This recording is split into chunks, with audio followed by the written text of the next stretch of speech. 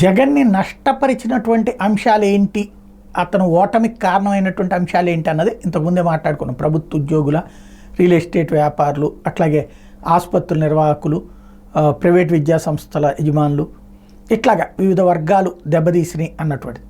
అదే సందర్భంలో మీడియా అతిపెద్దదైనటువంటి దెబ్బ. నిత్యం ప్రజలలో ఒక అంటే ఇన్ఫ్లుయెన్స్డ్ శక్తులు, వాళ్ళందరూనే మౌత్ పబ్లిసిటీ అయితే మీడియానేమో డైరెక్ట్ ఓపెన్. నిరంతరం జగన్కి సంబంధించిన వ్యతిరేక కథనాలు అన్నటువంటిది కంటిన్యూస్గా నడుస్తూ వచ్చినాయి. సాక్షి పత్రిక, సాక్షి ఛానల్ ఈ రెండు జగన్వి. దాని మీద కోపం మిగతా వర్గాలకు ఉంది. రెండవది వచ్చేటప్పటికి చిట్ట చివరిలో టీవీ9 ఎన్టీవీని పాజిటివ్గా మలుచుకున్న అప్పటిదాకా కూడా వాళ్ళు న్యూట్రల్గానే ఉంటూ వచ్చారు. ఇటు వ్యతిరేకమైనటువంటి వాళ్ళు అటాక్ మామూలుగా చేయలేదు. క్యారెక్టర్ అసాసినేషన్ ఇష్యూస్కి సంబంధించినటువంటి బేస్డ్గా అటాక్, వివిధ అంశాల మీద ఒక నెగిటివ్ ప్రజల్లోకి తీసుకెళ్లడంలో పూర్తిగా సక్సెస్ అయ్యారు.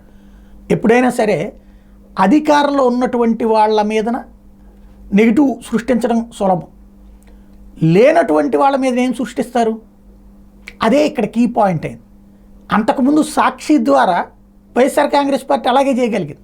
అప్పుడు ఉన్నటువంటి అధికార ప్రభుత్వం మీద వ్యతిరేకత సృష్టించడం అన్నటువంటి వ్యూహాత్మకంగా చేయగలిగింది. అదే తాము అధికారంలోకి వచ్చాక సాక్షి ద్వారా డిఫెండ్ చేసుకోవాలి. డిఫెండ్ కుదరదు కూడా, సాధ్యం కాదు కూడా.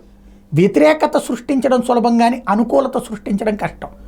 రోజు అనుకూలంగా వార్తలు రాస్తూ ఉంటే జనాలకి బోరు కొట్టి ఏంద్రే ఈ వార్తలు, ఎందుకంటే జనాలకు కళ్ళ ఎదురుకుండా ఒకటి కనబడతా ఉంటుంది. అక్కడ జరిగేది వేరేదైతే కొన్ని రోజులు పోయేటప్పటికి ఒక నెగిటివిటీ వచ్చేస్తుంది. ఇక అటు పట్టించుకోరు జనం. అదే పరిస్థితి సాక్షికి అయింది. అది దెబ్బ కొట్టినటువంటి పరిస్థితి.